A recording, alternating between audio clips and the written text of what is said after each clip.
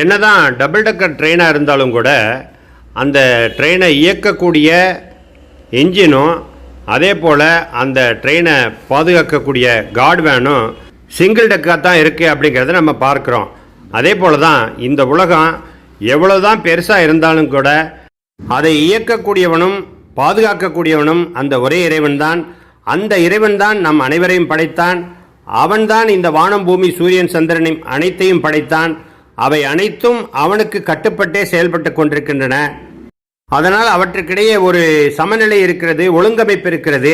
அதே போல மனிதனும் தன்னை படைத்த இறைவனுக்கு கட்டுப்பட்டு வாழ்ந்தால் மனிதர்களுக்கு இடையிலும் அந்த சமநிலையும் சாந்தி சமாதானமும் ஏற்படும்.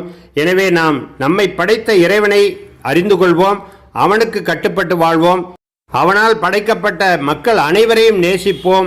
இந்த உலகத்தில் அமைதியையும் சாந்தி சமாதானத்தையும் பரவச் செய்வோம்.